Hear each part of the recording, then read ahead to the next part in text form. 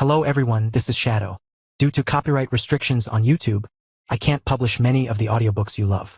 That's why I've created a special paid service where you can enjoy over 300 high-quality audiobooks from platforms like Webnovel, Pocket FM, Audible, Wuxia, and more. Each novel comes as a one-time purchase, no subscriptions, no hidden fees. After payment, you'll receive full access via Telegram, along with all future updates for that novel.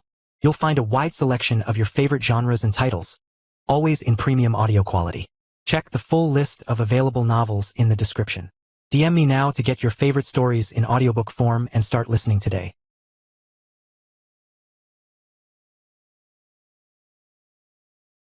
Chapter 1082. The show must go on. Opal gently pulled everyone back onto the area of the illusion that would be over the actual floor, and returned the space to its natural look. That revealed that the chairs were set on the step stages, but they were quickly reorganized so that groups could talk more smoothly. Illusionary maids brought snacks and drinks around, keeping everyone happy while they discussed the short viewing of the duel.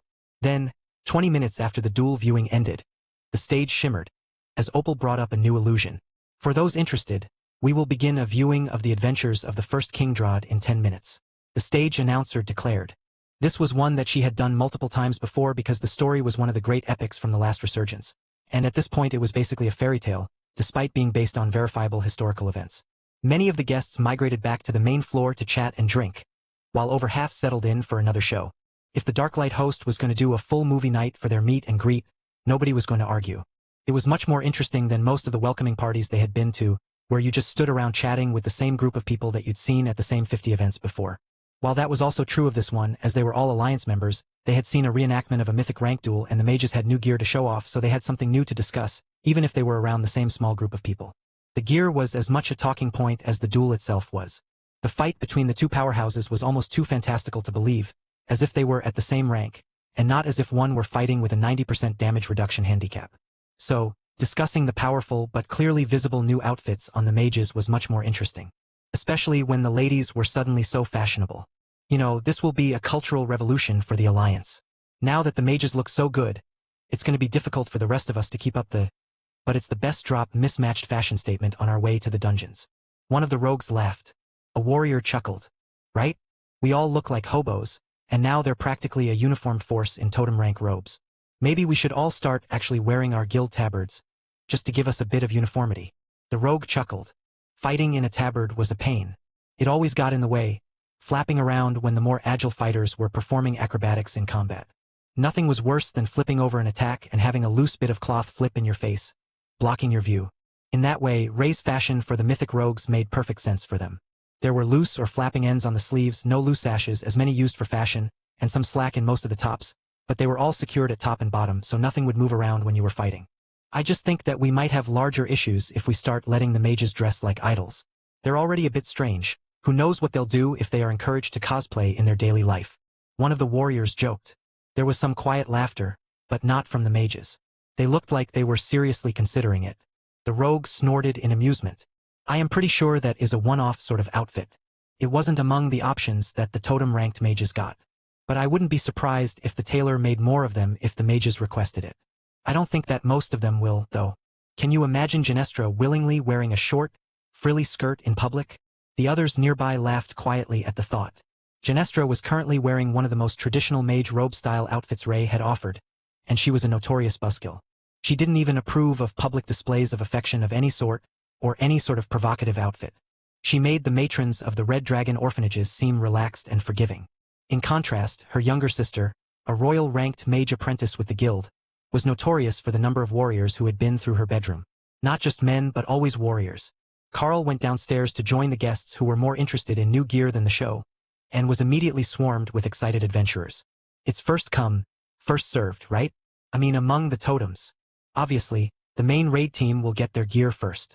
One of the warriors asked. Carl nodded. For custom orders, to an extent. Some things are easier to make in batches, so when we get to an item on the list with numerous requests, multiple people who requested the same thing will all get it at once. For other orders, we will go through them as they were ordered, so the waiting time is somewhat reliable. That's a relief. At least that way we won't have to wait ages for our equipment. Well, some of us anyhow. I know that some of the flashier sorts are going to request that you make something extremely ornate. Does your guild even do that? The clothing so far has been very high quality, but the plate armor was really distinct, not engraved like most warriors request. He asked. We actually have a number of sculptors and artists on staff. They might not be high-ranking to finish all the items they work on, but there is no harm in letting them do the artistic portions, and then letting the master craftsman finish the enchanting. Carl explained. Oh, that is a good point. You can upgrade a non-magical statue or a partially completed armor piece if the material is right. Perfect. His relieved tone earned him a companionable pat on the shoulder from one of the warrior women. But can you do heavier armored versions of the rogue leather? I am an agility-type fighter, but I need more protection than that, and a brigandine isn't going to work for my fighting style. Carl nodded. Lady Ray can do some hardened leather, chitin or similar armor, or we can duplate over a leather or cloth base for mobility. Just put in the order for what you would prefer, and we will do our best to fill it. The masters know multiple styles as well. So, not just the knightly armor plates that are more common, but also the layered plate exposed brigandine and lamellar that is more traditional in Drod, or the other demonic fashions. You can also request specialty materials, but in most cases, you will have to provide the materials plus a crafting fee. Working with new materials also helped crafters expand their skills and unlock new abilities related to their trade. So, letting people give them exotic materials to work with was a win for everyone. It also saved Carl from having to take on random missions to find rare materials. Chapter 1083, Bulk Orders. The revelation that he would work with their materials if it was something that his people didn't have in stock was enough to get many of the Alliance members motivated to make new gear. Totem-ranked crafters often had multiple requirements before they would make a custom piece, but the Darklight host had agreed to very lenient terms with the Alliance, which would surely keep them busy for months. That was part of Carl's plan, though. Hawk and Thor needed to advance, if possible. Then someone would need to motivate Kara, if being behind her siblings wasn't enough. He thought that it should be. She was already the last sister to advance, so she should start working on a way to bring herself to totem rank soon. The warriors came forward with interest, and one of the stronger totems was pushed to the front as their spokesperson. Does that offer to make custom items extend to the blacksmith in your guild? We have many rare materials that have aspects we would like to imbue into an armor set. He asked. Carl nodded. I can't make guarantees that you will get everything you hope for out of an item combining multiple rare materials, but I can ask him to craft it with the desired outcome in mind if you make a list of bonuses and effects you would like to see. Do keep in mind that forging an entire suit of armor takes multiple days, and that's all he would be doing for those days, so if he's going to make 30 sets of armor for the warriors of the Alliance, it will be 3 months or more before he's finished with the totems. And that's without additional delays from specialty processes for rare materials. So, you will have to be patient, and the simple bulk orders may be pushed ahead of the custom work to get more of the warriors' orders filled. He is also the one doing the metal weapons. The warriors grimaced as they heard that last bit of news. The Darklight host smithy team was simply too small. Didn't he even have an apprentice? No, he likely did, but the apprentice would be filling lower-ranked requests, while only one master smith would be able to do what the totems needed. Are there any options that aren't as backed up for totem-ranked equipment? One of the warriors asked. At the totem rank? We're basically out of stock, so everything is being made to order. However, I can make you simple amulets, rings, and totems in short order, as they're quick to upgrade, and I can make a few every day. Carl offered. The warriors nodded. They could all use accessories, and they were fast to use. But they were not the most important parts of their gear. What is the armor you were wearing during the battle scenes before you transformed made of? It looked pretty cool. The warrior's spokesman asked. Carl smiled and shook his head. That is an armor skill. It's not a physical suit of armor. The warrior sighed. That's too bad. Though if it looks cooler than your actual armor, I guess it makes sense. It's actually an epic grade skill. It gives me epic grade armor level stats. So, there is no need for me to have real armor. Though, I do have a lot of fashionable clothing for when I'm not in armor. Can't you make better gear than epic grade, though? You could improve your stats with proper armor. One of the mages reminded him. They had seen the totem grade items that had been turned out today, so it wouldn't be outlandish to think that the creator would have a full set of items at that level. That is true. The real advantage is that if the armor spell gets trashed, I can just refresh it, and it will come back at full durability. Some days I can be very hard on my equipment. But I do have excellent accessories. That was true in a way. Superb for the day that he had created them. A bit outdated now. A lot of what drops in the mythic dungeon is metals and gems, but the totem rank dungeons that can be done weekly are heavier on the leathers and scrap weapons. Most of those get smelted for metal as well, but it just feels wrong for a warrior to go to battle in leather armor. One of the men explained. Carl shrugged. I know a few agility-focused warriors who fight in nearly nothing, but that's why we did the brigandine. It's not as metal-intensive as most armor, and the outer leather coat provides a lot of protection on its own. Alternately, we could do something with hard chitin, but our stocks of that are limited as well. One of the female rogues giggled, drawing attention to herself. Seashell bikini armor. See, now you're talking. But I suspect that it might be difficult to find anyone to battle test it. The warrior's spokesman joked. The rogue pulled a bundle wrapped in canvas out of her storage and placed it on the table by Carl. If you can make me a suit of armor out of that with a focus on negating fire and poison damage, I would appreciate it. Those are the major elements in the dungeons that I do, she explained. Carl nodded. I can do that. I would assume that most of you are going to need those same resistances with different bonuses. The warrior nodded. Those plus physical damage reduction for the warriors, especially the tanks. Carl made notes, and then tapped the pencil on the notepad in thought. How many tanks do we have in the group? If you don't mind giving up offensive capability, I can fully stack up defensive bonuses for you. In a duel, that's not great. But in a group, that should be precisely what your teammates need. Plus, the healers will thank me. If you want a full defense set of gear, raise your hand, and bring me your supplies or tell me what sort of armor you want. Then I will sort the damage dealers by class. Chapter 1084. Imbalanced Class Assignments. 2 hours later, Carl had notes on all the fighting members of the Alliance at totem rank or higher, and a better grasp of just how lopsided the system's assignment of classes was. Even before the adventurers chose their specialties. There were only 6 tanks among the 64 totems who had been present for the party, and 14 healers. The other 44 members consisted of 30 warriors, 8 rogues, and a few of each other class. The imbalance was huge, even worse than it was at the academy with the young elites. According to the totems, it was even worse at the overlord rank, as many of the totems had been handpicked to fill roles on the teams. Those at lower ranks were mostly filler to the guilds here, and while they contributed heavily to the alliance, they filled vacancies with mass numbers and not targeted recruitment. Of the estimated 200 overlords in the alliance, there were over 170 warrior and rogue class members, with a coven of druids who had come to study under Deve making up almost all their healers. Deve looked over Carl's shoulder as he stared at the notes he had made, and then patted him gently on the shoulder. We simply don't have the resources to pull mages to us. Any guild alliance can do the same runs we do, and the lack of competition was enough to bring in the totems for our teams, but the overlords prefer to study under guilds who have more mages at the top. The druid sighed. Well, perhaps I can do something to help that balance. I have a Dana mage with me, and she's got some impressive skills as a former Murim battle mage who advanced to a mystic blade master. I don't know if she will be interested in taking on more responsibilities, but we might be able to bring in a batch of weaker mages and bring them up through the ranks with a bit of time. Carl suggested. Deve considered that.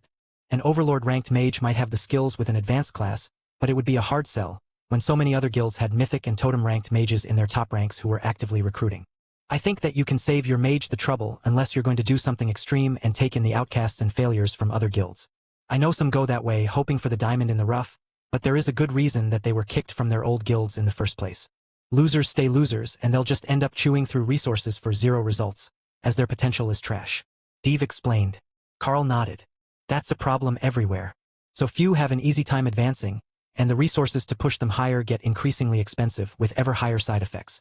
There is a potion that I heard of used in the past, to push someone from commander up to overlord in a single shot. But then, they would be stuck at the start of overlord forever. But worse, 9 out of 10 times it failed, and they instead got stuck at some point in royal rank instead. Deve looked horrified.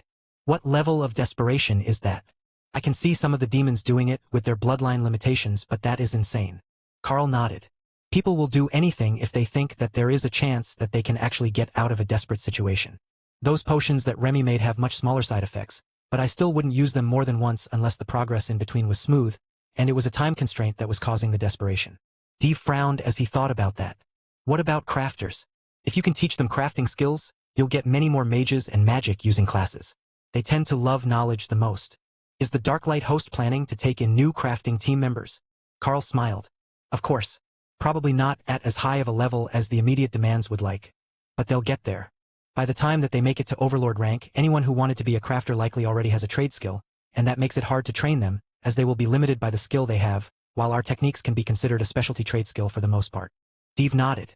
I will come by tomorrow with some potential members for the Darklight host. I think that I know just the members that you want, and while they're rejects from another guild, they might be a good fit for your guild of interesting characters. Then Deve left before Carl could ask just what sort of interesting characters he had in mind. It was already very late in the evening, and the last of the guests were headed out to their own homes, leaving the Darklight host members alone in the new house. Well, this place is nice, and Ray went and set up some extra furniture for us. But what are we even going to use this place for? A staging area for more difficult dungeons? Maybe a second store? Dana asked. The Alliance can buy straight from our other store using the system interface, so I don't think that we need a second store. But yes, a staging area for dungeons. Steve also thinks that he's found more crafters for our guild. So I will see what he brings in the morning, and we might make this a second crafting house. If we can pull a few skilled individuals, we can leave them mostly unsupervised. Or we can keep moving back and forth. Remy does most of her instruction remotely, but we should check in on the guild more often. I'm thinking that we should set up a permanent portal between the two houses, so members can just walk back and forth. Then, they can sell and shop wherever is better for them. Carl suggested. Chapter 1085. Steve's recommendation. Carl considered the options, then headed for the safe rooms in the lower basement. Those were intended to protect the weakest of guild members, but they would also be the best of the workshops and labs for the Darklight host. Carl looked at the small and dingy rooms of the first basement level and frowned. It was more like a dorm than anything, similar to the second level of the Drod Guild house, but even larger as it apparently extended the entire distance under the courtyard. There was enough space here for 100 people, and while it was brightly lit and well decorated, it still felt like a cramped budget motel. I think that we can make some updates here, but that can wait. The lowest basement level will be the most important, and that's where I want to put the portal. Carl informed Dana, who had followed him downstairs. The lowest level had a safe room, complete with thick metal door, and then a large open area with a few glass-walled lab rooms, already set up for just what they needed. The labs could be observed from outside, but had powerful barriers on them, and Carl could see that someone had set mana crystals into the walls by the doors as storage for the barriers. That was an excellent start, and it would allow the guild to work in safety on experimental projects. I think that we can place the portal array right here, Dana suggested, with a gesture toward what Carl would have called the reception area for people who had come down the stairs. What about at the back of the room so that we can put security at the door? I can give it a gargoyle or two, in case someone tries to mess with the building, Carl suggested. Oh, that's not a bad idea. Having them near the stairs, and then we can put a few more upstairs as well. But inside the building, so that the other Alliance members don't think that we're threatening them. Dana moved to stand where Carl was and looked around the room. Most of the labs were visible from that location, but not the entrance to the safe room, which was set around a corner. That would keep it out of the direct line of fire if the enemy came from the portal. Alright, I think this spot works. Though we could put it in one of the storage rooms so it could be locked down. Carl chuckled. I am going to put the other entrance in the illusionary city of the library. If they can get that far, it will be extremely impressive. In that case, there isn't much to worry about. Nobody will even know that it exists. Are you going to have Opal set an illusionary domain here as well? Carl shook his head. No. I'm going to set one with an illusion element stone. We can have the gargoyles set up in a manicured garden area with a hedge maze. The 3 exits will lead to the 3 ways out of the main room and back into reality. It will give the researchers and crafters a place to relax as well, without having to be far from their labs. I'm thinking that a second illusion to expand the crafting area would be good as well. There isn't a lot of room to have dozens of workers down here. Dana nodded, then yawned. You work on that. I'm going to bed. Carl laughed and swept her up in his arms. No, we're going to bed. I will take care of the space in the morning. It's not that big of a rush job. Lotus woke Carl sometime the next morning by poking him repeatedly in the face while pacing in place. What's up? You're awfully excited this morning, Carl asked while adjusting Dana in his arms. Steve says that we've got guests coming soon, Lotus explained. And that has you so excited? Lotus shook her head. Tessa is making chocolate chip raspberry pancakes for breakfast. That made more sense. Now that he was awake, Lotus ran out of the room, headed for the kitchen on the main floor, so Carl carried a drowsy Dana to the shower to get ready for the day. They were ready just in time as it happened. Steve was knocking at the door as Carl came down the stairs, chasing the smell of pancakes. Ah, good morning. Have you eaten? We have breakfast ready. Steve shook his head, and a small pair of fluffy ears poked past him, sniffing the air. Oh, you're evil. Carl laughed, as he realized that Steve had brought him a royal-ranked Bonniekin girl, plus whoever else was outside the door. These are the rejected potential crafters I told you about. They couldn't raise the tax fees or their ranks fast enough to stay in the guilds that they applied to, and they've been doing odd jobs around the city. I hired them to do a deep clean of some of the houses in the compound last month, but I think that they're perfect for your guild, as they were all hoping for crafting jobs. Steve explained, then chuckled as the girl poked past the other side of him, still sniffing the air. Come in. There should be plenty for everyone, and we can keep cooking once the chaos ends. Steve smirked, but the girl didn't realize the danger that she was in until a squealing green missile grabbed her and spun her in circles. You're here to join our guild? That is wonderful. What trade skill did you want? Do you have a class? What class? Oh, we're going to be such good friends. Lotus' excited rambling, and the sudden manhandling, caught the girl off guard, and she wasn't sure how to respond. But after a few seconds, Ophelia picked both of them up and physically separated Lotus from the applicant. We discussed this. What did we decide? She asked the errant cleric. Even if they're adorable, no manhandling without asking permission. Lotus sighed. Then she looked at the girl. Do I have permission? You're so fluffy and small. The girl looked terrified as she turned to Div. Where did you bring us? The druid laughed. It's just one green dragon cleric. She will calm down in a minute. This is the Darklight host, the new crafting guild who has joined our Nara Group Guild Alliance. They are willing to take in young members without trade skills, train them and help them advance. They don't care that you don't bring any existing marketable crafting skills to the guild. They'll train you from the ground up. The bunny nodded. That was an incredibly rare thing in Xylaz, where everyone wanted instant gratification at the very highest levels of skill. Investing years into an apprentice whose loyalty and progress you couldn't guarantee was a lot to ask when space was this limited, and the head tax was so high. Chapter 1086. Lala's cool skill. Ophelia put the girl down, but kept Lotus in her arms as the cleric took out a rolled pancake and offered her a bite. Please do come in. We will meet everyone over breakfast.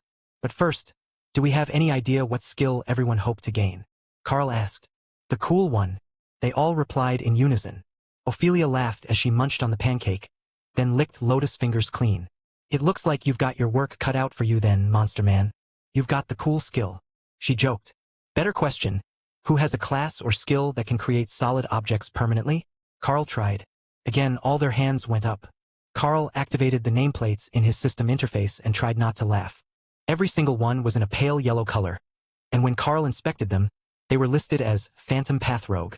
What is the skill that creates something solid and permanent? Carl asked. The bunny held out her hands and 2 items appeared. A kitchen knife and a broom. Really? The girl nodded. It can be any sort of non-magical tool. I can even make daggers and short swords or bows. Well, that wasn't as terrible as Carl had feared. Plus, it should have remarkable synergy with the skills of a runemaster if the addition of the runes didn't cause problems with the created tools. But the fact that she had thought of household tools first told Carl that this group was not made up of people who should be sent into a dungeon. Div led everyone inside, while Carl took count of the new applicants. There were 12 in total, all royal ranked. They all had the same class, which was odd, as it was an uncommon subclass, but more importantly, they were all small for their species and young. None were full-grown adults, and most were dragonkin boys, but there were 4 bunny girls that the others seemed protective of. Tessa had heard the chaos, and was already working on bringing out more breakfast for everyone. She kept food stored in her inventory, so most of it just needed heating for a short notice meal, even when it was for a dozen starving students. All right, everyone, meet our new students. Everyone, introduce yourself. Carl insisted, and they all panicked. Div chuckled. Welcome to part 1 of the Why They Have Issues in a Guild Setting show. Every single one of them has major social anxiety. Carl smiled at them. That's all right, I can actually see your names with the system interface. Though there are some issues. I don't know if some of these names are a joke of some sort, or if I don't get the pronunciation. There are 4 girls, all named variations of Lala, and 8 boys named variations of Ahmed. The bunny girl who had been brave enough to peek around Div nodded happily. Lala is the name of our goddess, and Ahmed III is the current king of Sholaha. There are plenty of boys named after him because it's supposed to bring good fortune and strength. She explained. All right, we will find individual nicknames for everyone as we go. But first, get a good breakfast because I'm going to introduce you all to runecrafting and start your training while I renovate the work area. Carl insisted. Div smiled as he took a seat at the table. You don't mind if I hang around for that, do you? I'm intrigued both by your confidence that they can learn a trade skill and by what you might do to your villa. He explained. Not at all. Normally I would call it a guild secret. But as we're in an alliance, there's no harm in you knowing, as long as you know not to spread it too far. Carl agreed. Now I'm definitely not leaving. What could you possibly do that would shock me to the point that it would matter to other guilds? Div asked. Carl stood up and reached out to tousle the hair of all 4 bunnies. Then activated. Follow me, little one. Beast Master Champion Carl offers knowledge, skill, runecrafting. Will be transferred to the fluffy bunny Lala. Div gave Carl a confused look as the bunnies leapt up and hugged him while crying but smiling. What did you do? He asked. Taught them the basics of runecrafting and gave them the trade skill. These are my bunnies now, Carl replied, then stuck out his tongue at Lotus, who rolled her eyes at him. Of course, the Carl would steal all the bunnies. Then Carl moved on to the others, and taught the dragonkin the runecrafting skill, preparing them all for their first lessons of the day. Steve sighed. If I had known it was that easy to learn a crafting skill, I would have done it ages ago. Just to have a little something on the side. Everyone in the room except Carl laughed at his mournful tone. It really isn't that easy. I actually have a specific skill that lets me teach guild members a single skill that I know. Carl explained, then belatedly sent guild invitations to the dozen recruits. The shock on their faces doubled, as they were being invited as full members, and not just apprentices hanging around hoping for scraps. Are you that confident that you can make them into valuable crafters for the guild, that you would take them as full members right away? It's considered a great shame for full members who are forced out. Steve asked. Carl chuckled. I am confident in their skills growth. And if they're slacking, I can set a bodyguard on them to keep them training. Or I can just assign them to the task of keeping Lotus from getting bored. But their growth should be smooth enough as well. As long as they make it to Overlord in the next few years, they can do 90% of what the guild needs. And I know that we can make that possible with the appropriate application of alchemy and mana overloads. Steve chuckled. There were likely more than a few workers' rights laws abuses involved in his plan, but Carl was certainly confident it would work. Chapter 1087, Renovations. I will ask two of my companions, Tion and Lotus, to stay here and watch the new arrivals for a moment after I get them started. Steve, I am headed to the second basement to do some renovations, and I think that you will want to see this part. Carl announced. Lotus cheered, while Tion laughed, having seen through Carl's thoughts. He could make all sorts of basic items, and while he wasn't a master at fancy decorations, they also weren't common-grade non-magical tools. So, he could make the base items for the new arrivals. Carl took out a notepad and wrote down a string of runes for enhanced sharpness and physical damage. Everyone, inspect these runes closely. You should be able to read them now with the skill that I have given you, and I want you to write them down on a blade of your choice. It doesn't matter if it is a dagger, a kitchen knife, or a sword. It really doesn't matter.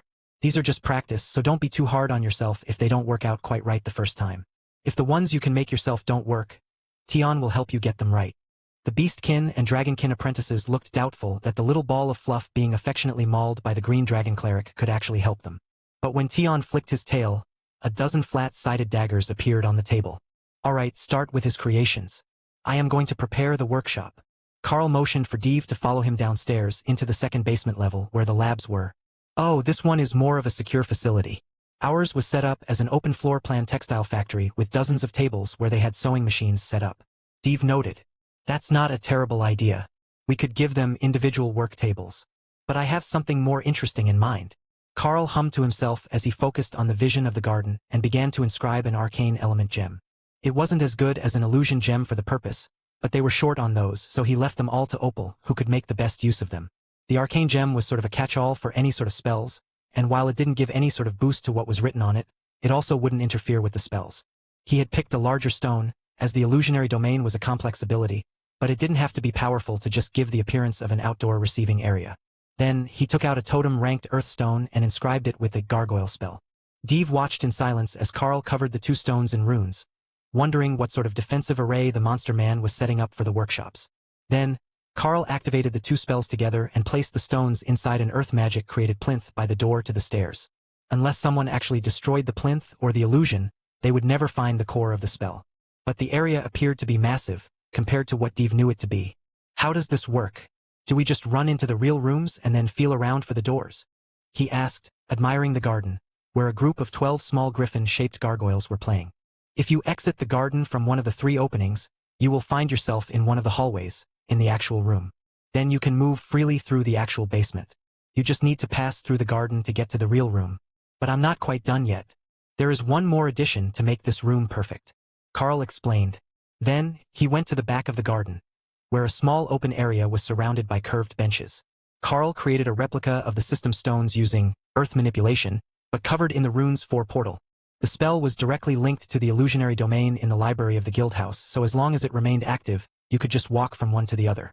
Emma, one of the alchemists working in the labs nearby, came out and waved at Carl. Welcome back, Master Carl. Is Miss Remy coming back to train us for a while? She asked. I will visit for a while. The portal is going to remain open to the new villa that we acquired, so we can move back and forth as we need. I have so much to teach you, and the Carl has new students again today, so he can do a skills class with the rune people. Remy explained. Oh, more crafters? That's a good thing. They're working us to the bone here. No matter how fast we finish things for the market, they just get bought out instantly.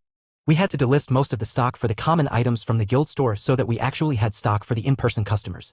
The alchemist explained. Carl smiled at her. Sorry for the trouble. They were a bit short on craftsmen here, but we will get caught up soon enough. There are only 1,000 Alliance members plus some associates, so they'll all get the essentials soon. Steve, who had been standing silently to the side, stepped up and looked through the portal. That should be an illusionary world as well, right? Where did you link the portal to and how long do you plan to keep it open? Carl nodded. It's an illusionary domain at our guild house in Drod, and I was going to just make the portal self-sustaining so that anyone who stepped on the platform could open it at will. Give me a moment and I will make a matching set on the other side so that the portal from here will have a security system. Steve looked confused, so Carl explained. If either side is blocked or the activation sequence is locked, it will stop the portal from activating if they're linked. So either side can just put the magical equivalent of a lock on the door if there is trouble. Then we don't need to worry about intruders invading from the other house while guild members can just move back and forth. Steve smiled in understanding. Brilliant. And if intruders want to get in, they have to get past these gargoyles who I suspect aren't as friendly to strangers.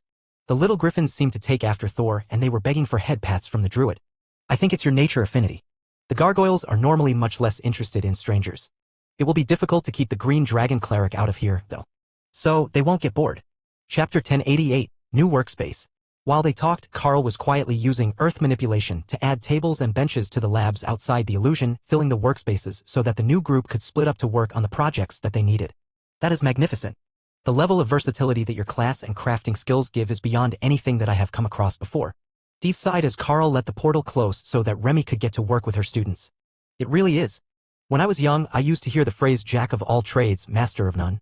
Normally, it was used as a derogatory for someone who couldn't hold a job. But in a way, that is what my class is, except it's good at nearly everything.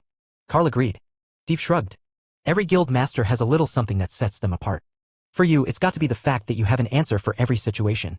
Most of us protect our guilds with pure brute force, but you pull them in by having something to offer everyone. It's brilliant, really.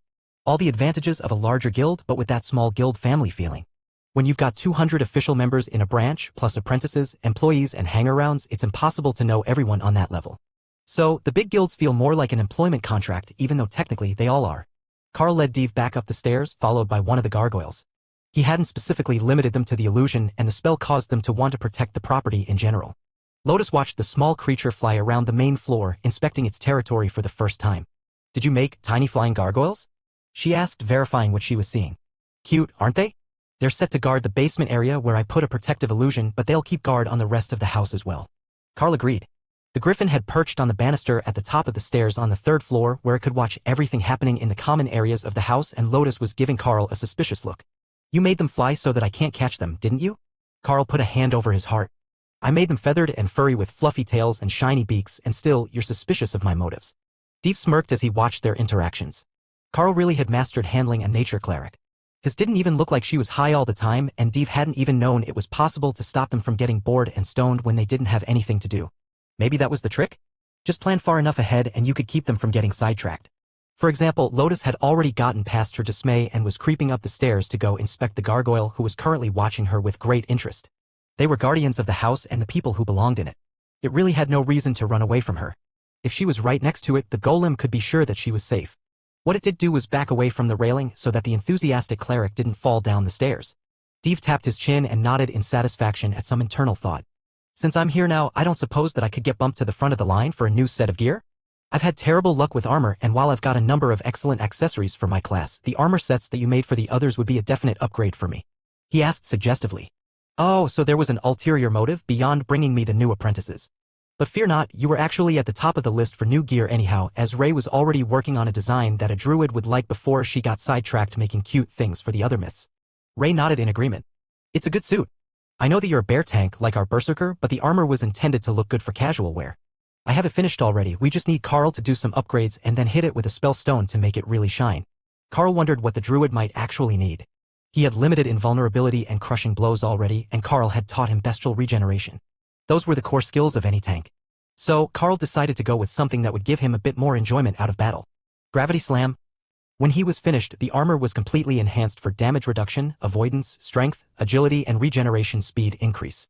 The only part of the set of armor that wasn't purely defensive was the spell on it. That way, it would do the most it could to boost the druid's tanking ability, while leaving him the versatility to use accessories to decide if he needed to take less damage or do more of it. Item created, Totem Rank, Totem Grade, Protector's Armor of Dominance, adds 10-50 points to damage reduction, 20% bonus to agility. Increases strength by 5% per rank of the wearer. Additional effects, Self-Repair Level 2, Gravity Slam. Steve stared at the armor with an awestruck look on his face, and even Ray hummed in appreciation. You should call your wife over so she can see this before you equip it. I'm sure it will set her mind at ease knowing that you're so well protected. Ray suggested. Steve snorted in amusement. And have her show up with all our kids? I'd never get her back out again. I swear I love that woman to bits, but she drives me insane some days. Ray shrugged. Letting a family of humanoid badger children meet Kara seemed like a fun idea. At the very least, she could wear them out for the evening so the mother badger could sleep. Chapter 1089, Backlog of Requests. Steve shook Carl's hand and then equipped the armor before he set out payment on the work table. Then he headed out to go show his family his new equipment. He would look for more pieces later, but for now he had something to show off to his wife. That left Carl and the new apprentices without supervision for the first time, and he could really start training them. More than the simple examples that he had them working on while he did the illusions in the basement. Will we be able to do things like that one day? Lala asked. Carl smiled. If you can't, I would be disappointed. But I don't expect that to be anytime soon. You've got learning to do, and some of those abilities won't be available until you're an overlord or totem. So you've got some time, and we can start getting you on the basics that the Guild Alliance has been requesting. I know that it's a bit of a rapid transition, but we've got 1,000 people clamoring for new items. The faster we can get through the first rush of requests, the better. The bunny nodded. That makes sense. Like when you do a deep clean of a house. You don't start with the corners and closets, which need the most work. You start with the common areas and bedrooms so that they notice your work faster. Then you do the hard parts when they're in a good mood, so they can see you working hard at the difficult parts. Carl chuckled. If you did the hard parts first, they would think you were lazy or incompetent. But if you did the easy parts first, they would have something to compare it to. Alright, since you're royal rank, we will have you make items for the warriors at the overlord rank. They're the most requested items, and I've already messaged the Drod Guild House to let them know that I will be having you make the simple items so they can focus on the more ornate ones. You're at the same power level for the most part. Some of them are still commanders and most are royals, just like your group. But they're mostly sculptors who were trained in runecrafting. Carl created a chalkboard and drew a picture of a bracelet, then the runes for skill damage and strength increase to the largest possible degree. That was what would make the warriors happiest, and they could wear one on each arm. That meant they were going to need a huge number of them, but they didn't have to be particularly decorative. Then Carl drew a second bracelet and the runes for self-repair and external focus. That would approximate the mending spell that the clerics could use to fix gear. The second one is for you to keep for yourselves. It is used to patch damaged items and gear. Not as good as a professional, but it will keep them together well enough. You don't need it today, but you will soon. Once you have one, you're on the warrior bracelets. Royal rank equipment is low for overlords, but with this set of runes for skill damage and stacking strength, it should come out as an epic item, and that will make the bonus enough that they will take it anyhow. He explained. Then, Tion created a whole pile of silver bracelets in the middle of the table for everyone to pick from. In theory, Carl could let them do the writing and then upgrade the items himself, as the metal was capable of holding totem-ranked enchantments. But that was a higher price point than what the overlords could easily afford. What are these directions? One of the dragonkin asked. The stroke order. Instead of having someone show you directly, the number and arrow tell you the order. He smiled as he understood, then began to carve the metal to begin his first attempt. Then Carl turned to Ophelia, who had her arms around Lotus to keep her from interfering with their work. Why don't we have Remy help everyone pass the bottleneck today? Then we can find out about the overlord ranked dungeons and let you all get some battle experience a rank ahead. He suggested. Naksha frowned. She was still too close to the start of overlord for this to be likely to work for her, but she wanted the potion anyhow. Just in case she could be a totem already. Remy came out with a whole tray of potions that had everyone's names on them, as well as a pair of activated healing totems. Just in case. Dana stared suspiciously at the tray. She had not forgotten how this went for her, but she couldn't be sure that this wasn't the same potion, as she had been half awake and hadn't really examined it. I'm sure that this version is fixed. Definitely more gentle than version Dana. No worse than a mana flush from the shrine at the guild house. Remy promised. The major difference was that a mana flush was voluntary and you could stop it if it got too intense. But the potion came with the advantage that it would help train your body in more powerful mana instead of having to understand it in advance, as was needed to break through with a mana flush. Ophelia patted the little cleric. I say we have Lotus go first in case something goes wrong with the rest of us. She's the only one who can resurrect, but we've got more healers ready for her. Tion stood up and fluffed his tail, making the workers laugh. But Lotus had faith in him. The little fox had incredible healing skills. Alright, let's get this going. Lotus decided, then grabbed her own potion off the tray and downed it in one long gulp. Good volume, questionable flavor. Tastes too much like herbal medicine. Lotus noted with a bitter look on her face. Remy shrugged. There was nothing she could do about that. Added ingredients would alter the potion's effects. Then Lotus surged with gentle power and began to glow green and gold. That was new. Chapter 1090, Overlord Lotus. Lotus glowed more brightly by the second and her power began to grow rapidly before pausing at the bottleneck to Overlord. Then it pushed right past and the glowing effect began to fade. The work had stopped completely and everyone was staring at the cleric. Nobody had warned them that the Darklight host could do crazy things like that. If they had known it was an option, they would have asked to be alchemists and learned how to make that potion for themselves. Lotus sat down on the floor, staring at nothing but with a huge smile on her face as she recovered from the effect. Tessa cleared her throat and Lotus gave her a thumbs up but didn't say anything. I think she's just overwhelmed. I will go next, Naksha declared and grabbed the potion with her name on it.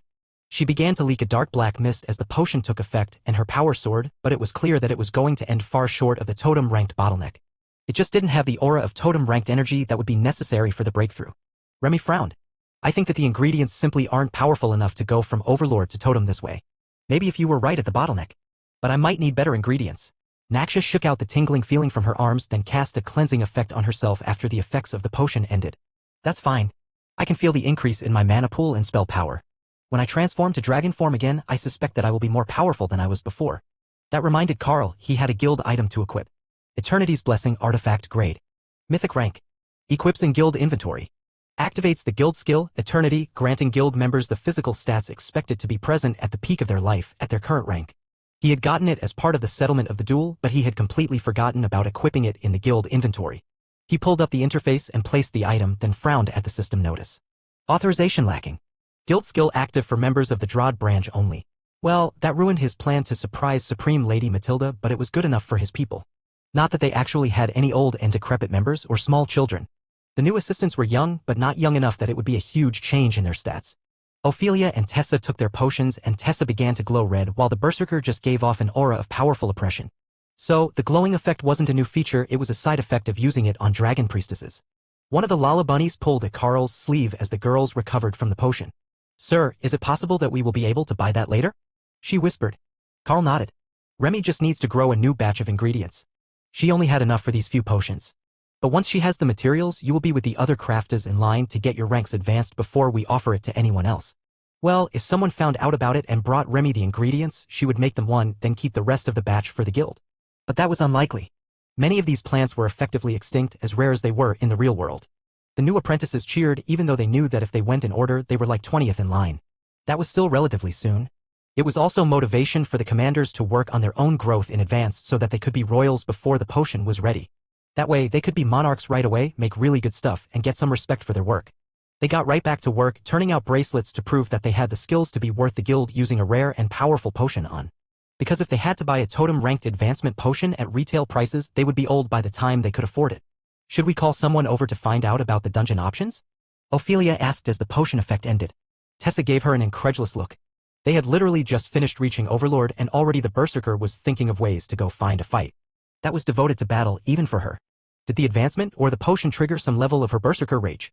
Really, Ophelia was just eager to test out her skills, but there was no space in the house for her to transform. Dana smiled. I will contact Hugo. He said that there are options for Overlord-ranked dungeons and he can explain them to us. I would ask Dave, but I think that he will be busy for a while now that he's finally returned to his own house. In her space, Kara laughed. Dave had been hiding from a whole house full of badger chaos for too long. He would definitely be busy for the day. Dana paused as she sent the message. Hugo will be over in a few minutes with members of his Overlord-ranked team. They are apparently short on healers, so they want to make a proposal for us to go with a larger team. The dungeons that allow larger teams give better rewards, so they would like to invite us to do a few of those with the Alliance before we go to do the individual runs on our own. Though, I suspect that the clerics will get at least daily requests to join dungeons now that the Alliance is about to find out that they're all overlords. Naksha snorted in amusement. Tessa and Lotus surely would. But most people weren't nearly as comfortable hanging out with a black dragon as the Darklight host was. Nobody here seemed to even notice the black dragon's death aura that she naturally gave off. Chapter 1091, Bring the Tanks. Hugo arrived within 10 minutes, accompanied by a group of 6 Overlord-ranked warriors with powerful builds. Miss Dana, thank you for the update. I brought the primary tanks from the 25 and 40-person Overlord raid teams. Both teams struggle to keep enough healers as they run multiple times a week. Hugo greeted her as one of the gargoyles opened the door for him. Is that a gargoyle? One of the warriors asked, then paused halfway through reaching down to pet the small creature. Indeed it is. They're friendly if you're friendly though. Dana agreed. The warrior smiled and ran his hand down the gargoyle's furry back as he followed the group in. So, the Darklight host has 3 clerics, a mage subclass and a bear tank berserker at the Overlord rank now. Ask what you need to know. Hugo informed his warriors. The warriors looked at the group and decided to start with Dana and Ophelia. What are your specialties? A dragonkin man with scales down one side of his face asked. I am a mystic blade master, so my specialty is a pair of golems with auto parry and greatly increased attack speed. I can fight either at short range or long, but the golems are best up close. Dana replied. My new class is Ursine Avenger, and it's actually specialized in group damage reduction and self-healing in giant dire bear form. Ophelia added. Group damage reduction? The tank asked. I have limited invulnerability and a skill to redirect a portion of group damage to myself. So, I can tank a portion of the damage that the whole group would normally take and shrug it off as long as the transferred damage pulses aren't more than limited invulnerability can deal with. If it gets too much, I can turn that off, but I am quite durable and I have bestial regeneration as well, so I don't need too much healing. The warrior chuckled. So, you're saying that you're actually best suited as a main tank, but you prefer an off-tank or support warrior role? Alright, we can work with that. Ophelia smiled. Being the main tank came with requirements of knowledge and guidance. They were the team leaders by default as they were responsible for keeping the monsters under control. So, she wasn't at all upset about a role as supporting damage reduction and crowd control. I'm a healing tree. Lotus informed the group of tanks proudly, then laughed at their confused expressions. Tree of Life Healing Transformation. I specialize in large area and long duration healing. She elaborated. Tessa nodded politely at the group. I can heal as well as any other cleric, but Red Dragon clerics specialize in combat buffs, increasing the damage and defense of the group. I am a capable combatant when needed, but I don't lack for healing. Finally, Naksha shrugged. I'm an overlord-ranked black dragon. I can heal, I can kill. Both please the goddess. I don't have as many area healing spells as Lotus, but I do have significant area damage abilities. Now that she thought about it, she should get Carl to teach her those healing totems. They would be incredibly useful in a dungeon setting. Hopefully, she could use them as they were a nature-oriented spell and she was generally considered the reverse scale of all things natural. Quinn, the warrior who had been doing the questioning, smiled at the group. Well, that's a pleasant change from most of the other clerics. The white dragon clerics are we heal, what more do you want, and the healing shamans are always out of mana. Lotus shrugged. We've all gotten so used to having eternal lightning on us in this group that we don't even have to think about mana in most fights. Even the mages struggle to run out with that level of regeneration. But even without it, my spells are very efficient and I've got a huge amount of mana cost reduction and added healing on my gear. Is that something you can do while in another group? Quinn asked, confused. Lotus shrugged. Maybe. We can ask the Carl to make us something with the spell on it so the healers don't run out of mana. Usually Thur casts it. The behemoth. The warrior looked confused. You have a behemoth tanking for the group? Lotus frowned. Of course not. Tessa rides him into combat. The golems tank. Carl resisted the urge to laugh as the whole group of overlords tried to determine how their whole battle strategy worked. How could they have golems doing all the tanking while they had a behemoth and a giant dire bear in the group? Where did they even deploy? Oh, next time we should have Ray make her Spectral Knights tank. There are a bunch of them and they've got shields. Lotus added helpfully. Carl patted her head. We're talking about you and the others joining Overlord-ranked missions and Ray is a totem now. It would be a bit unfair to let her loose in an Overlord-ranked dungeon. Quinn chuckled. Just how many summoned helpers does your group have in total? Lotus quickly counted on her fingers. Dana's 5, Carl's 5, Ray has 2 plus the dozen or so undead, then Remy has 2. So, 20. Quinn blinked slowly at her attempt to do math. It was a good thing that the green dragon had chosen this one, she had given up on the calculations halfway through. So, with just the 6 of you, you've got a whole raid team worth of fighters? Or, at least melee combat golems?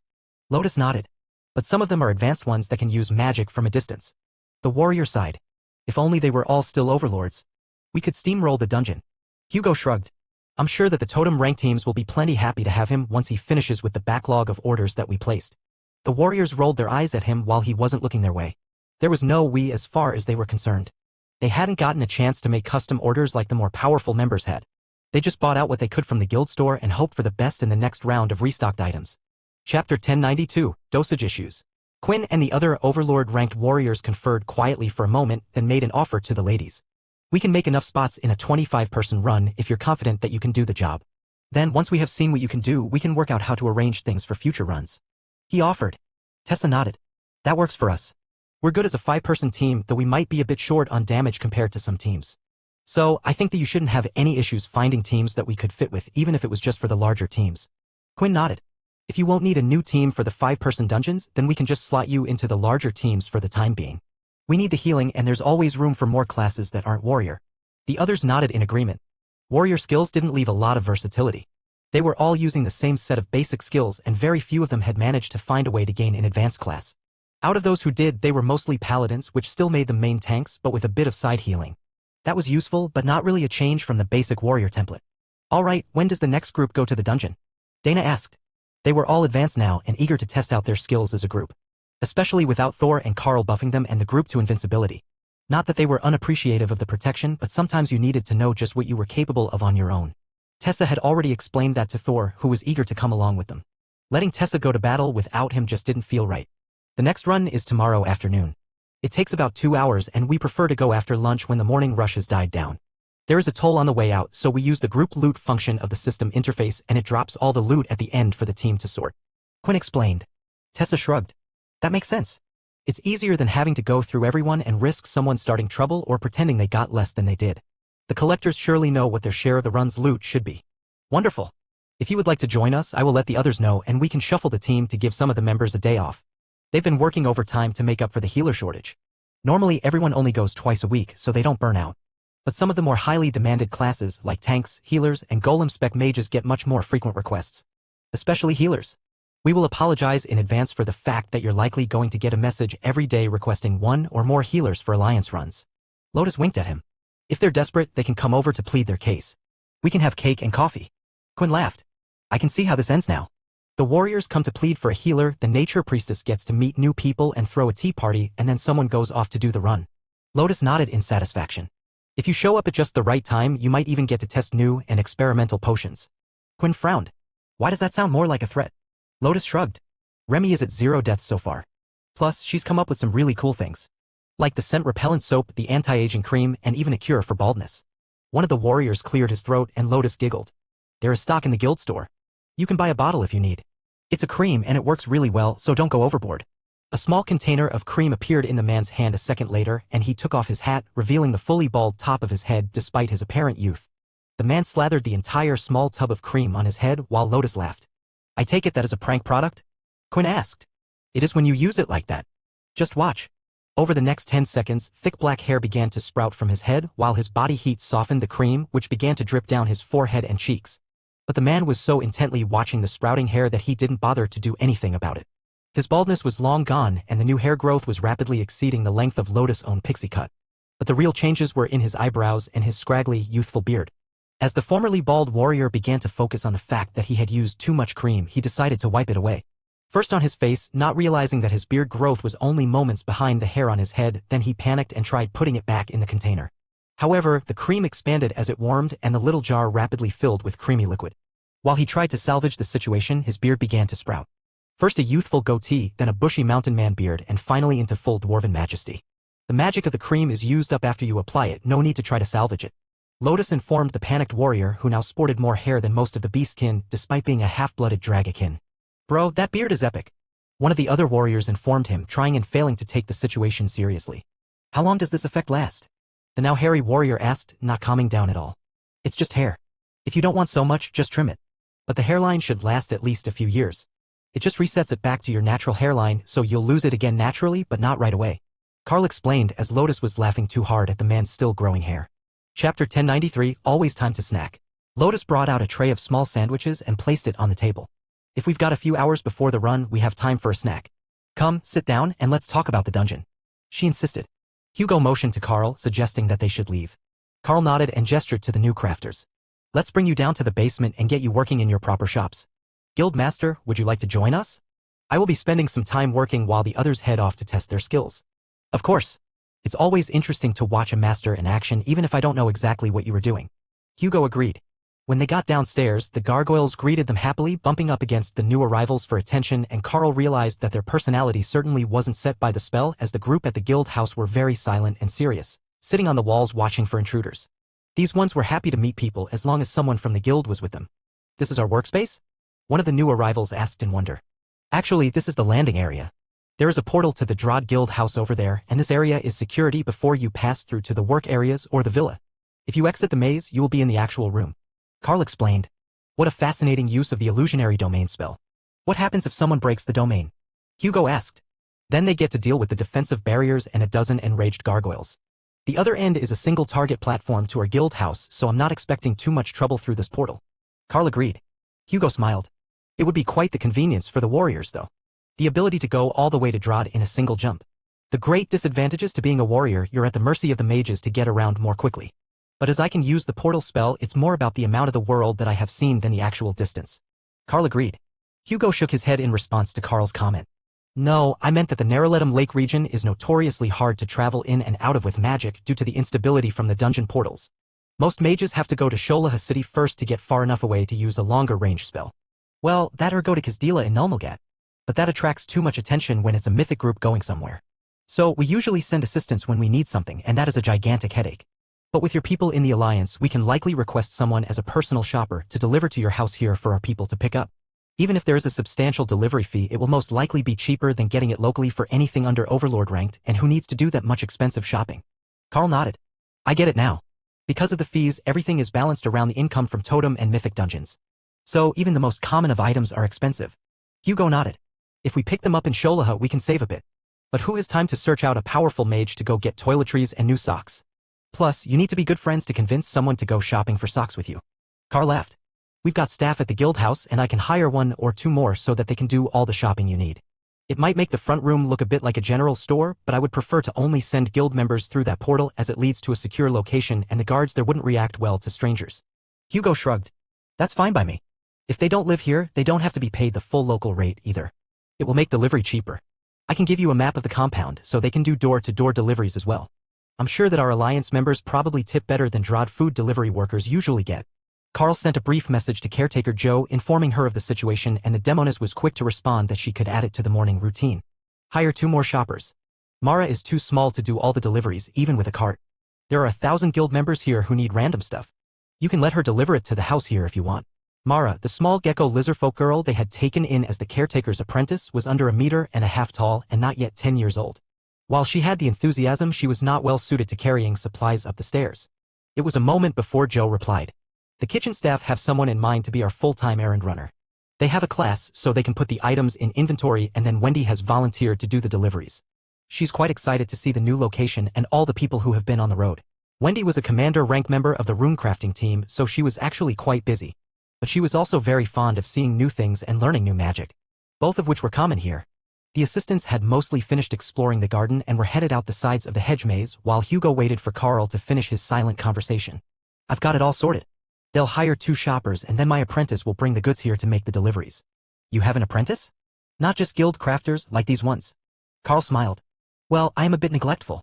But there are a few who are closer than others. One of the sculptors and one of the runecrafting apprentices. You'll see when she arrives. Do you have an initial shopping list? Hugo looked sheepish as he held out the paper. As he had said, it was a bit embarrassing to ask a powerful mage to go shopping for necessities. Chapter 1094, Armor for Raj. Carl forwarded the list to Joe, who promised him it would be there within an hour.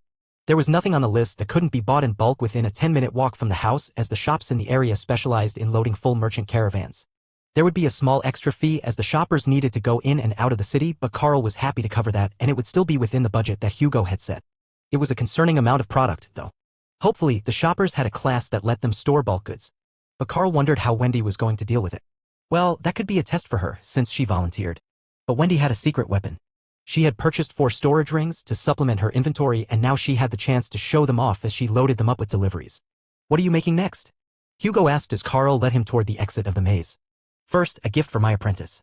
Then I'm going to start on the armor that our Grandmaster blacksmith just finished. I transferred him plenty of high-end materials, and he spent all night making a full suit of plate armor with fire and poison resistance capped out per the request of most of the totem-ranked tanks. If this is satisfactory, he will make the metal armors that the mythic warriors requested. It will just take a day or 2 per suit. Hugo looked a bit embarrassed.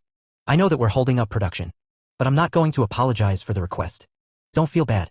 The shop is always busy with something. Plus, I've now got an Overlord-ranked nature cleric who can make wooden weapons when we need them. The magical wood holds runes very well, and I can make a half-dozen an hour if I need. Carl explained.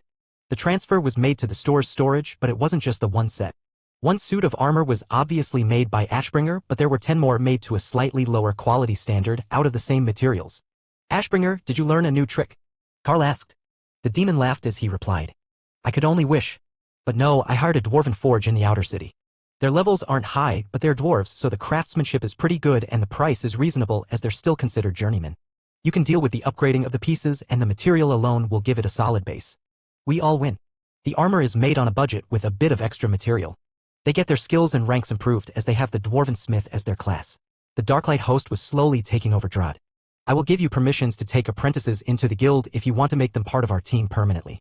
One Grandmaster will not be enough forge workers to keep up with demand. Not even for the Alliance.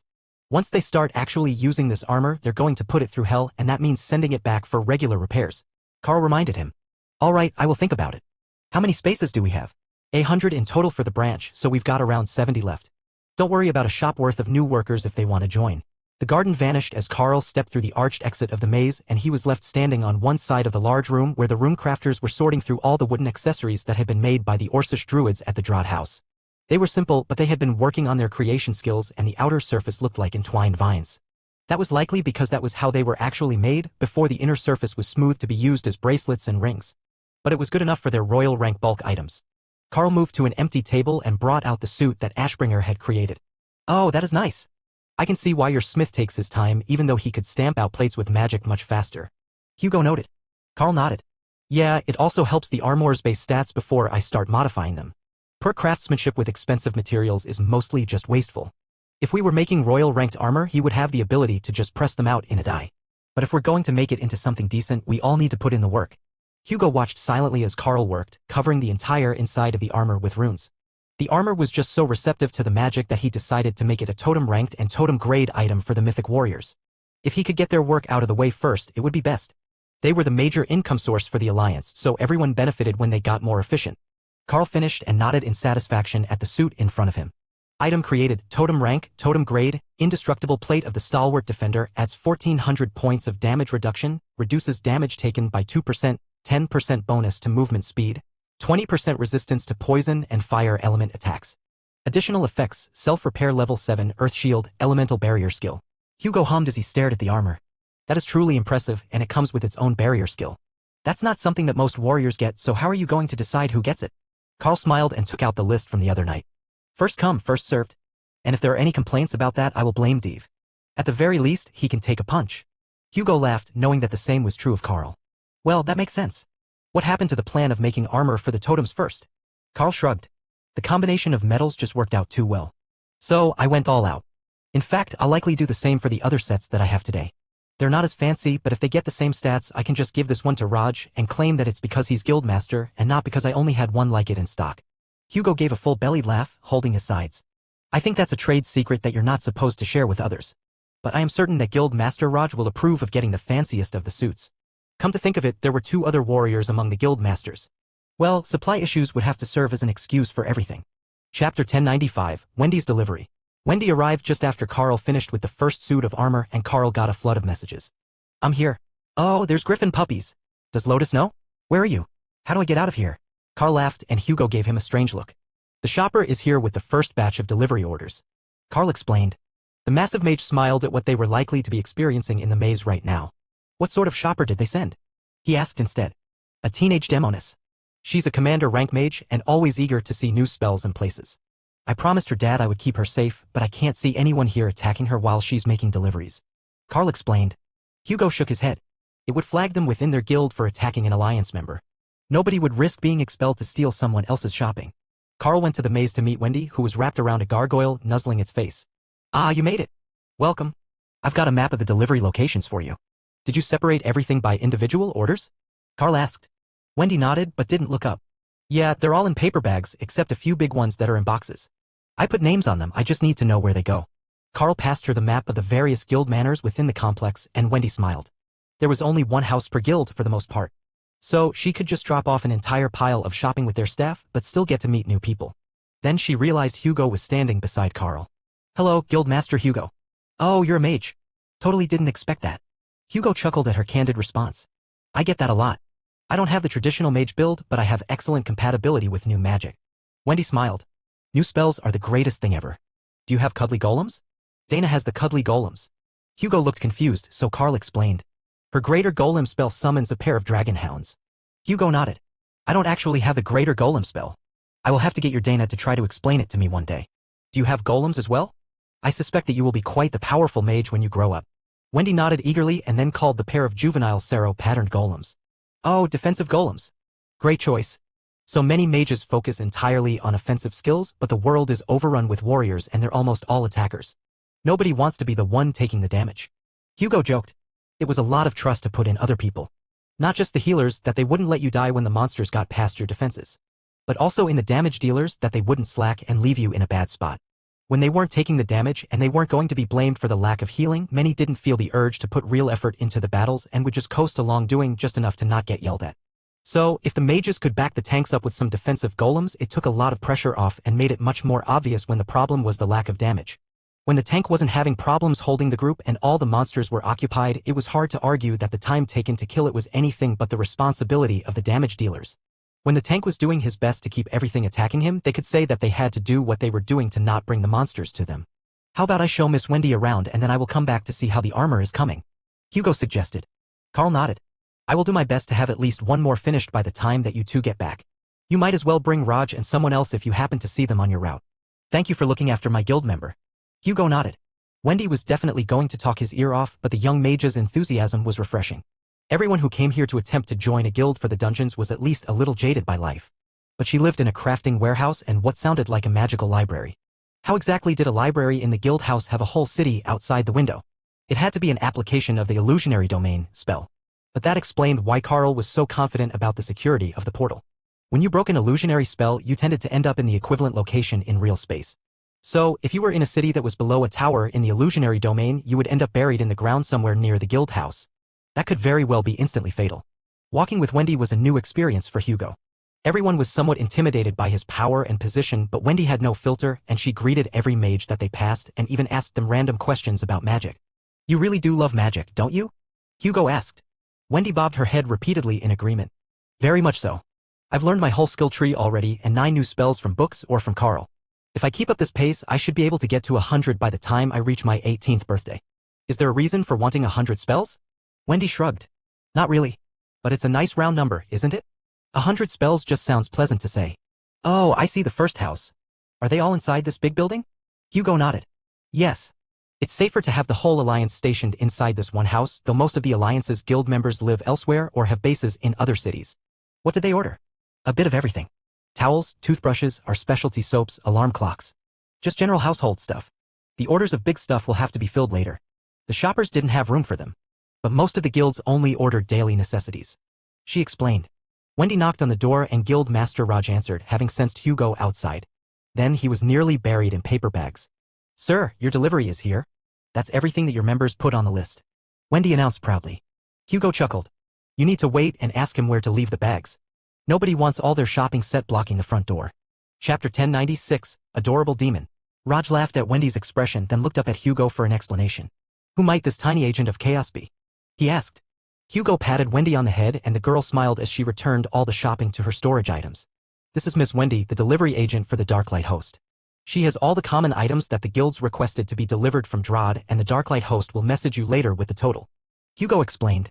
Raj chuckled as all the items were commander rank or lower. The total would literally be pocket change for a Mythic Raid team member. Wendy smiled and handed guild leader Raj a piece of paper with a number on it. That's the total per customer order, so you can collect it from your guild members. Now he couldn't resist and pulled the small mage into a hug. You are absolutely adorable. Here you go, payment for the order, and you can keep the change as a delivery fee. He insisted, passing a small bag of coins into her hands. Just place the orders along the wall in the main room so everyone can come get their orders. He added as Wendy laughed and pocketed the money. Doing deliveries was a lucrative trade. Plus, there was new magic everywhere. Wendy was swarmed by guild members as she set out the orders, but nobody tried to interfere with her work. You forgot to order the good soap. One of the warriors joked. The man beside him held up a stick of descentaing deodorant. I did one better. It's on the out-of-stock list from the guild house, but they managed to find me one for the order. One of the others sighed as he opened his bag. Damn, not everything on backorder made the shipment. How often are the deliveries coming? Once a week is the schedule for now. If it gets too busy, we might be able to come twice a week and still get most of the items. Wendy informed him. A female cleric of the White Dragon came over and ducked to give Wendy a hug. The Darklight host are devious geniuses. Sending this girl to do the deliveries, how could we be mad even if the orders were wrong? Wendy giggled, then took out a small wooden token with a hole for hanging it as a necklace charm. Then she wrote the rune for Lucky and Love on one side and empowered it to the commander rank, the strongest she could. For you, lovely priestess. The cleric stared at it for a moment, then took the talisman from her. What sort of skill is that? She asked. Though I am not at the level of the Carl. He's way better, but that's only one rune, so it's easy to get right. It's for good luck. Wendy explained. The cleric held the simple wooden disc in her hands, just now realizing that it held an incredible value as only a handful of crafters on the entire continent could manage what this young girl had given her. Can we keep her? The cleric asked, looking at Hugo. The big mage laughed. No, she's already a full guild member. But I'm sure you can convince her to visit more often. Perhaps after she finishes visiting my guild's library. We have quite a few obscure magical tomes. Wendy's eyes lit up. Magical tomes? Raj's guildmates chuckled. The pure innocence of this tiny demon was impossible to resist. There was no question that the guilds would likely try to poach her from the Darklight host in the future. Just not yet. As she was still only a commander, it would be hard to find a proper spot for her. Their guilds were already full and someone would have to be ejected if they wanted to actually make her a member. But in the meantime, they could build goodwill. Lots of them. But first we need to run off and do the rest of the deliveries. Miss Wendy will be back next week. Hugo added. Oh, right? Raj, talk to Carl when you get a moment. He should have a suit of armor ready for you soon. Raj practically sprinted out of the house as Hugo and Wendy discussed magical theory on their way to the next guild manor. While Wendy wasn't technically an obsession demon, the big mage was beginning to discover just what it meant for a demon to share an interest in their favorite topic. Wendy already knew more about the fundamentals of magic than most of the mages in his guild did, even if they had a wider variety of spells and far greater power. If anything, she should likely be rerouted away from combat pursuits and towards magical research, using her runecrafting skills to attempt to forge new skillbooks. Once the first one was written, the inscriptionists could duplicate it. The problem was the first one. In theory, every skill could be turned into a functional skillbook. But for some reason, very few of them ever were. Either because the ones who could use them weren't the same people as the ones who could make the books, or simply because it was just too difficult. The knowledge of how to create a truly unique skillbook was lost before recorded history. Hugo planned to bring that up once they were in the library where she was surrounded by knowledge. The Darklight host was already in their guild alliance and it didn't matter how powerful an inscriptionist was. Only that they could make the books. It might not be practical to recruit this adorable mage yet, but he could help her build a base of skills as well as a stronger bond to his guild. They went to the other warrior-led guilds next so that Hugo could inform them that Carl had armor incoming and Wendy managed to charm the mages and clerics at all of them. To the point that Hugo was beginning to wonder if she had some sort of passive skill equivalent to Fox Charm. Darklight host members were all a bit strange. He wouldn't put it past Carl to have taught her one. Chapter 1097, Even the Gargoyles.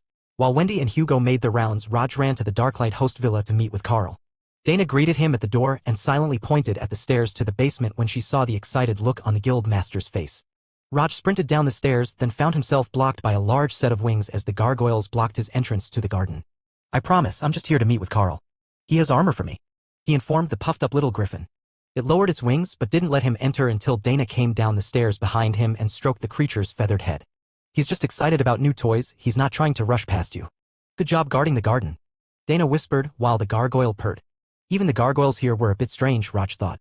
Normally, gargoyles weren't active all the time, only when a condition of the spell was breached and they needed to defend their assigned property. But these ones were certainly active and he was reasonably sure that a pair of them had been playing chess in the garden before he came in. The board was still set up. Dana led Raj to the exit of the maze, then turned away when he walked through. The gargoyle in Lotus' bedroom had informed the cleric that there were more people coming, but Lotus didn't want to come down and deal with them in person. Not when she finally caught one of the gargoyles in a spot it wasn't trying to leave. Guild masters, I will lead you to the workshop. Carl is working on the armor suits now.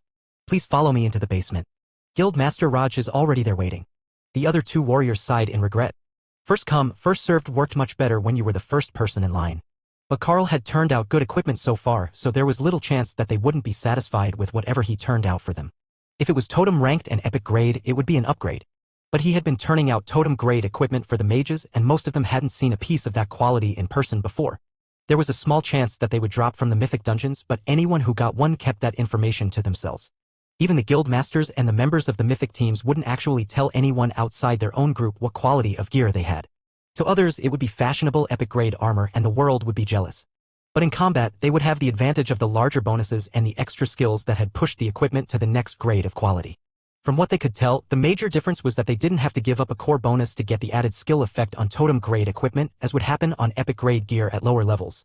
The three suits sitting on the table when they entered the workspace were very close in quality, every bit as good as what the Dragonkin crafters turned out in the Sholaha region. But they did notice that one was detailed in the demonic style and two in the dwarven. Welcome. I have prepared armors for you. Now, it doesn't really matter which one you pick. Functionally, they're all identical. But I made Guild Master Raj wait for your arrival so that you can discuss it among yourselves. Carl greeted them. The new arrivals took a closer look at the suits and found that Carl was telling the truth. They all had identical bonuses.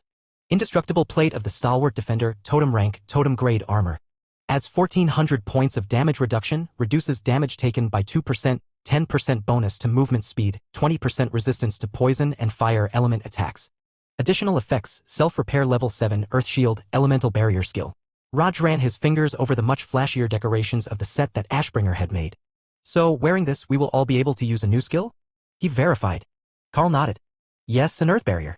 It's quite useful in combat as you can not only use it like your existing guard skill, but you can also use it as a flexible barrier over your armor. It should activate at your own rank, though it may not gain the effects of the mythic blessing, so it might take full damage from totem ranked targets. I haven't had a chance to verify that yet as the totem and mythic blessings are new to me. Raj shook his head. That won't be a problem. Even when we use items or skills at a lower output level, our blessing still applies. It's more of a secondary effect added to our actions than one that has to be part of every skill we use. Are you sure that you need to be even more flashy? The warrior with tattoos all down his arms asked, as Guild Master Raj didn't take his hand off the armor set that Ashbringer had made. You know me. I like to make an impression. Besides, the stats on the armor are all equal. Raj replied with a shrug. He had a point.